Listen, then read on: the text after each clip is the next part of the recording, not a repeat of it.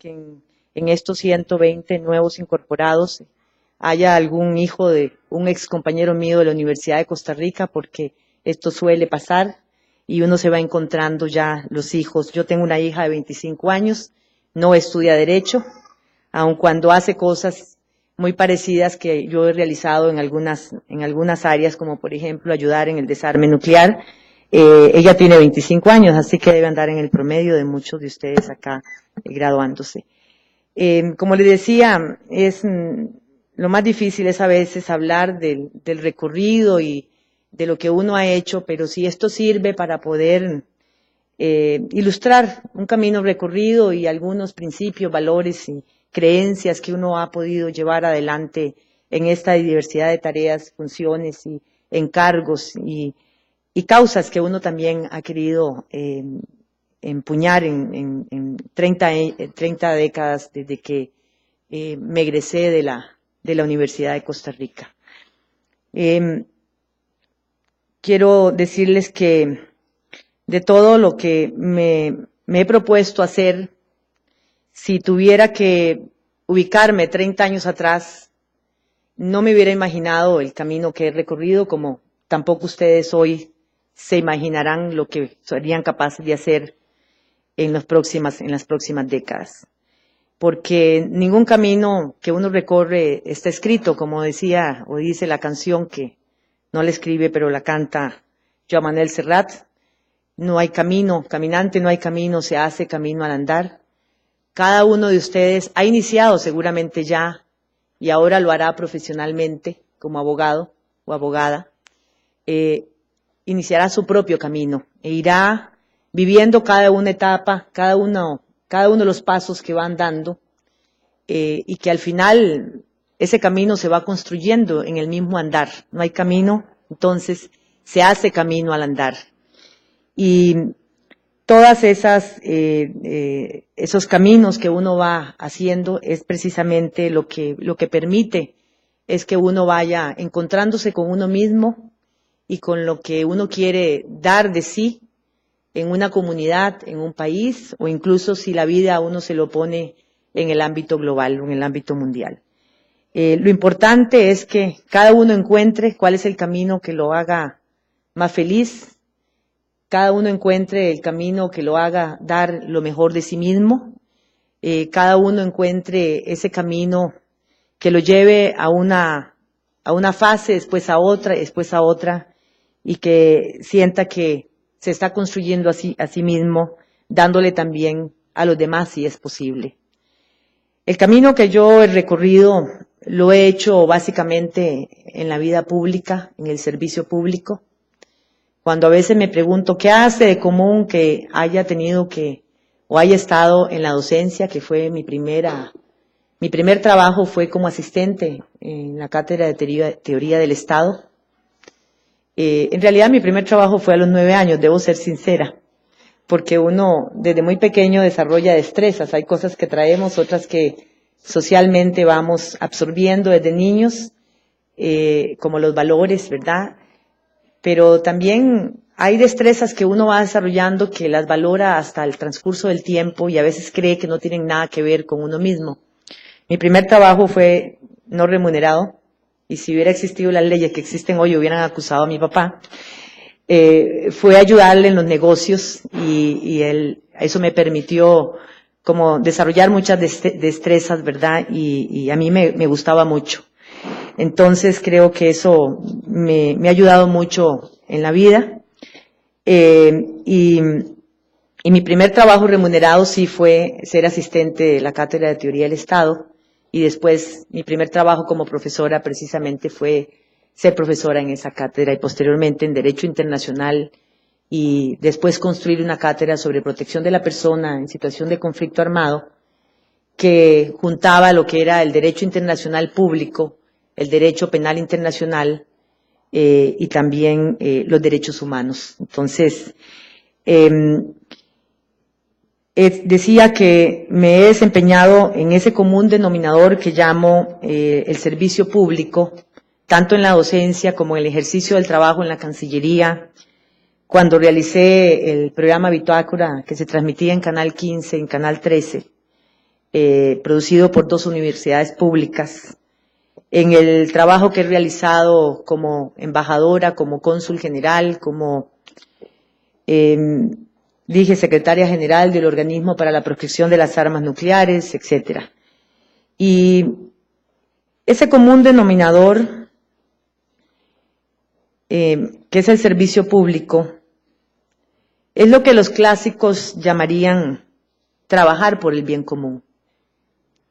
No sé si siempre lo he logrado, pero he tratado de hacerlo, he tratado de poner un granito de arena, trabajar por el bien común. Y para ello se requiere creer en utopías. Creo que es importante la formación profesional que uno tiene, pero también es importante los sueños, las esperanzas. Creer en utopías, utopías posibles. Es como construir un mundo mejor, más justo, que es una tarea de todos. Abogar por los derechos humanos de aquellas personas que son más vulnerables. Lograr que el mundo vuelva a ser libre de armas nucleares. Creer en la igualdad de oportunidades. Aun cuando criticamos nuestro país, es uno de los pocos países que se puede tener igualdad de oportunidades si uno se lo propone. Estudiar en una escuela pública, en un colegio público, en una universidad pública, esa fue mi carrera. O sea, yo no hice más que seguir el camino desde la escuela, el colegio y la universidad. Y creo que esas son oportunidades que le da nuestro país, nos da nuestro país, y creo que eso es importante. Hoy casi todos de nosotros tenemos los hijos en escuelas, colegios privados, pero no siempre ha sido así. Fortalecer a la ciudadanía frente al Dios mercado, donde se derrumbe la falsa dicotomía entre mercado, Estado y sociedad. Esa contradicción entre mercado, Estado y sociedad no existe. Nos la han hecho creer. Realmente todo es parte de lo mismo, y si logramos equilibrios entre ellos, creo que vamos a poder construir un mundo mejor. Hacer política con ética, con valores supremos. Sembrar esperanza y poner mercados para venderla, como dice la canción de Mocedades. Voy a poner un mercado entre tantos mercaderes para vender esperanzas y comprar amaneceres. O sea, son canciones que nos dan mensajes muy lindos, pero creo que sembrar esperanza en nuestros jóvenes, en nuestro país, para cosechar un futuro mejor, y no lo digo como politiquería, sino como una creencia, es algo que nos debe nutrir todos los días, y que yo tengo la esperanza que los jóvenes de este país sean los que siembren día a día ese cambio junto a nosotros, que podamos ayudar. Creer en el derecho como la lanza de la justicia y no como la simple ley, como lo vemos muchas veces. No estudiamos derecho para servir nada más al tecnicismo, a los procedimientos. Yo creo que estudiamos derecho para hacer justicia.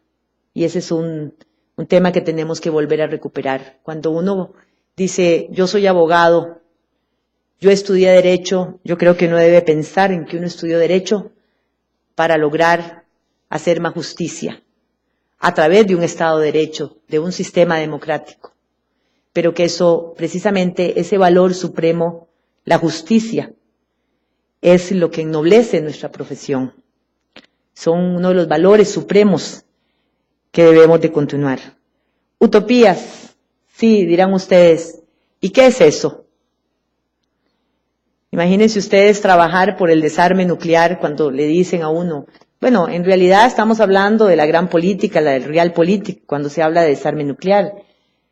¿Usted cree que se va a desarmar Estados Unidos, Rusia, Francia, China, Inglaterra y las otras potencias que no son reconocidas, pero que lo son, como Pakistán, India, Israel? En realidad uno lo ven como muy ingenuo, y uno le dice, bueno, no hace mucho tiempo, en 1945, antes de que se usara la primera bomba nuclear en Hiroshima y Nagasaki, el mundo era libre de armas nucleares. ¿Por qué no podría volverlo a hacer cuando estas armas, en lugar de dar seguridad, nos dan inseguridad en el mundo? Paradójicamente, cuando se usaron en la doctrina de disuasión, que es la destrucción mutua asegurada, se creyó que era para controlarse entre sí mismo, y entonces el que la usaba podía también ser destruido. Por eso se dice la disuasión, la doctrina de la disuasión nuclear. Hoy, en realidad, estas armas nucleares, que son más de 17.000 en el mundo, amenazan la seguridad del mundo.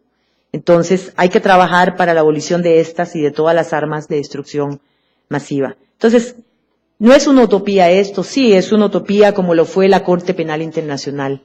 Yo misma, en 1994, cuando se hablaba de la Corte Penal, que se iba a crear la Corte Penal Internacional a través del Estatuto de Roma, pensaba, ¿y esto será posible? ¿Y cuándo será? Y más pronto que tarde lo fue. Tenemos hoy el Estatuto de Roma con algunas fragilidades, lo sabemos, pero tenemos tribunales especiales, casos que están siendo juzgados en la Corte, en La Haya. Y una utopía precisamente es un lugar que no existe, pero que podemos construirlo entre todos. Y por eso la utopía es posible si logramos construir ese lugar. Ustedes, jóvenes, son la semilla de estas utopías. Ustedes son las semillas que nosotros tenemos la esperanza, y que no esperamos que lo hagan solos, sino con nosotros también, de que hagan germinar, y detrás de ustedes vendrán otros y otros, que esas utopías sean una realidad. Lo que uno hace, como me pidieron también hablar, yo creo que debe ser asumido con entrega, con compromiso, con pasión, con estudio, por supuesto, con visión estratégica, con objetivos claros. Cualquiera sea lo que ustedes decidan hacer o estén haciendo ya. Es un proceso. Cuando uno empieza a caminar como un profesional o asume ciertas causas, objetivos, uno tiene que verlo como un proceso en el cual está buscando un resultado. Y a veces ese camino que uno tiene que transitar para lograrlo es el gran desafío que vamos a tener. ¿Cómo lograr lo que queremos?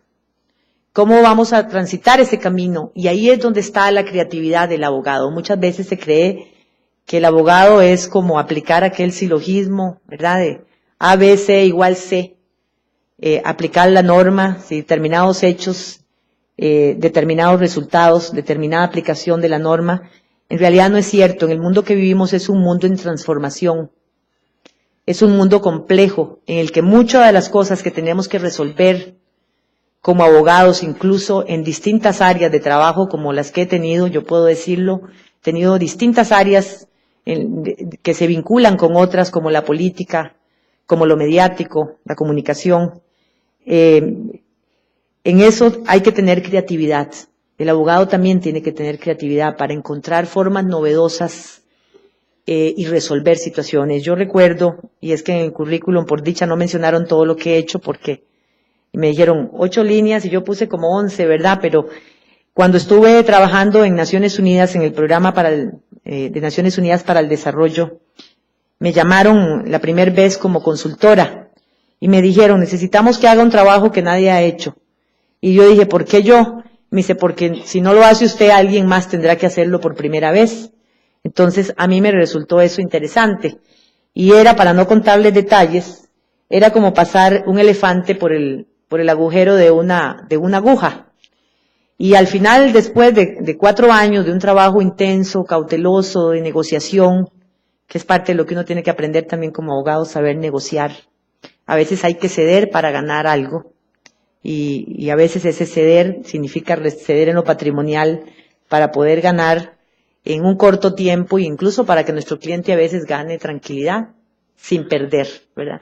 Entonces, yo acepté el trabajo y logré al cabo primero de una investigación exhaustiva, después la implementación, que era donde me iba a probar, logramos pasar en un equipo que consolidamos ese elefante por el huequito de una aguja. Esas son también utopías. Y ahí jugó un rol importante no solamente el trabajo, la lógica jurídica, la rigurosidad, la investigación, sino que la creatividad.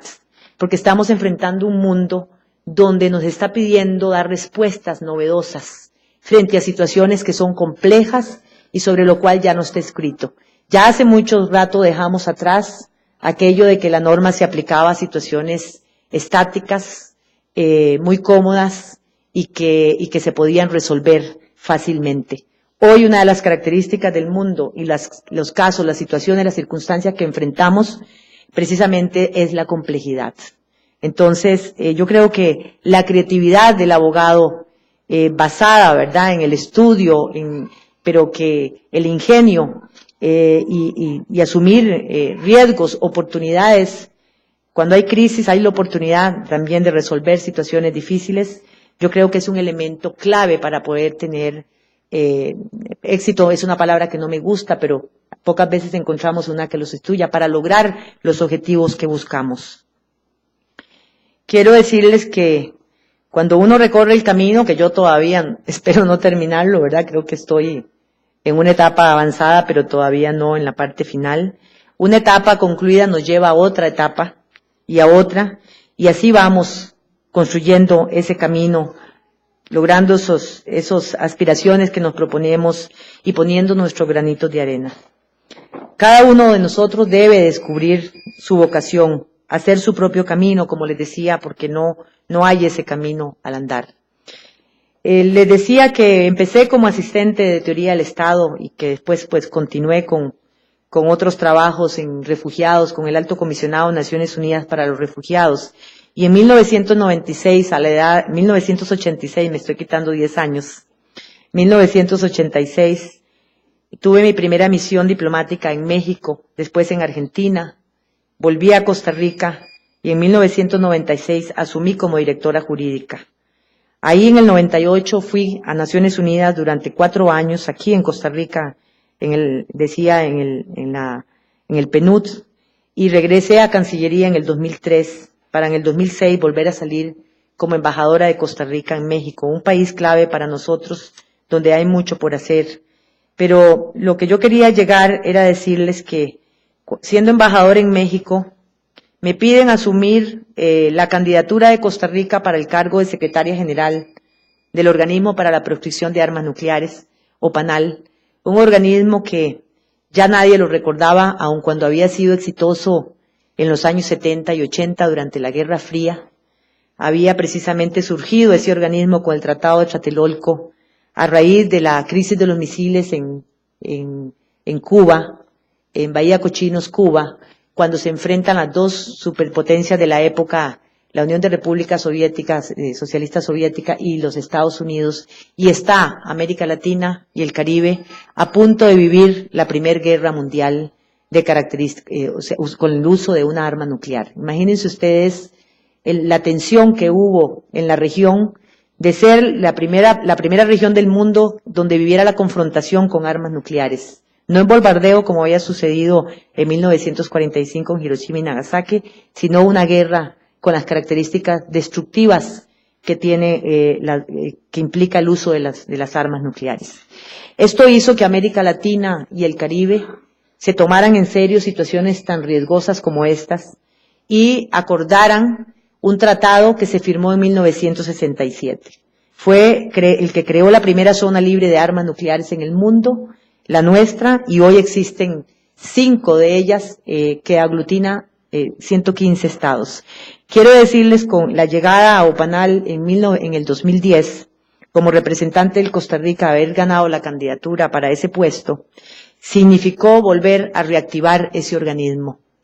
Costa Rica, un país con un liderazgo, con liderazgo moral en el tema del desarme en general, y logramos en ese periodo, de 2010 al 2013, lograr reactivar el organismo, pero sobre todo activar la agenda de la región para impulsar los trabajos mundiales hacia el desarme total y general, que será un largo camino, un camino no escrito y un camino en el que trabajamos todos los días. Esto me permitió, y por eso me situé un poco en lo de OPANAL, me permitió moverme por el mundo, en la política, en la realpolitik, y ver cuánto como costarricense podíamos nosotros, o podía yo en este caso como secretaria general del organismo, aportar a esta tarea de lograr un mundo, avanzar hacia un mundo, o trabajar hacia un mundo libre de armas nucleares. Y les puedo decir, y es la parte que me importa recuperar, que el hecho de que yo fuera costarricense haciendo ese trabajo me dio un plus, y que yo quisiera que ustedes sintieran que lo llevan puesto también cuando llevan el título de abogados y sea lo que sea que les toque realizar. El presentarme como costarricense me abría las puertas de negociación. O sea, decir, usted es costarricense, con usted sí me siento a negociar. Usted es costarricense, Costa Rica tiene credibilidad, tiene liderazgo, tiene valores, es consecuente con el tema del desarme. Y a mí eso me hizo sentir y valorar mucho más lo que era llevar la camiseta puesta, no solamente de secretaria general representando 33 estados de la región, sino sobre todo esa camiseta de costarricense que nos la hemos ganado. Creo que tenemos que también ver lo positivo que nosotros tenemos, que nos la hemos ganado pulso a pulso, manteniendo los principios del desarme, defendiendo causas de la humanidad en el tema del desarme, tanto en armas convencionales, en armas o municiones de racimo, en armas nucleares, en armas biológicas, químicas, etcétera, que junto a eso, con el tema del liderazgo, en el tema de los derechos humanos, me permitió a mí hacer un trabajo mucho más efectivo gracias a nuestra nacionalidad. Yo quisiera entonces transmitirles también que hay ciertos valores que a veces no vemos y que los tenemos nosotros y que nos acompañan en todas las tareas que nosotros hacemos. Eso también implica que uno tiene que devolver de doble vía. Uno tiene que ejercer lo que haga, en este caso, el derecho, con ética, con principios, con valores, y que esto nos permite devolver lo que nuestro propio país, la colectividad, nos da también como costarricenses. Para mí, creo que esto es lo más importante, decirles que la vida es como un río lleno de sorpresas, velocidades. A veces vean que los ríos van despacios y otras veces aceleran. A veces son rectos y otras veces vienen muchas curvas.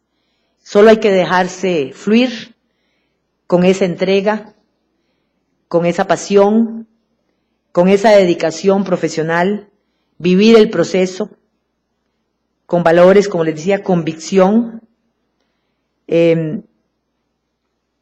Y en ese sentido, yo quiero decirles que el derecho no solamente es un instrumento, sino que también es un fin. Y esto no lo tenemos que perder de vista. Es un instrumento con el que trabajamos, nos ganamos la vida, nos proyectamos, logramos juntarnos con muchas áreas de trabajo, pero es un fin si lo entendemos como justicia. En un mundo interdisciplinario, esto no puede olvidársenos, es un mundo interdisciplinario. Muchas veces estudiamos derecho y a veces lo más importante no es lo que estudiamos, sino lo que hacemos. Estudiamos derecho y trabajamos por la protección de los refugiados. Estudiamos derecho y trabajamos por la defensa de los más necesitados. Estudiamos derecho y trabajamos por el desarme nuclear. Estudiamos derechos y hacemos comunicación. Estudiamos derecho y asesoramos a la protección, a los organismos que trabajan por la protección de los niños.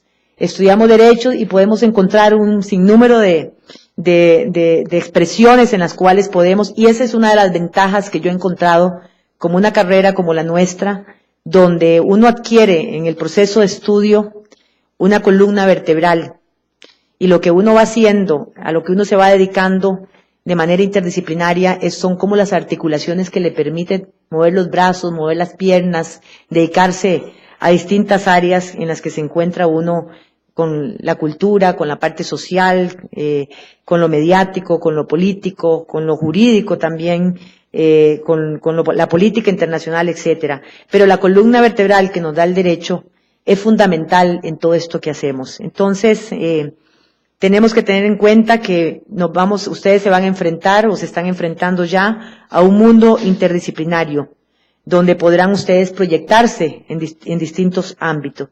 Les deseo entonces un camino, sobre todo, como dije al principio, que recorran un camino que los haga felices en lo personal y en lo profesional. Y tan solo con que sean felices, ustedes estarán devolviéndole a la colectividad lo que han recibido. Muchísimas gracias.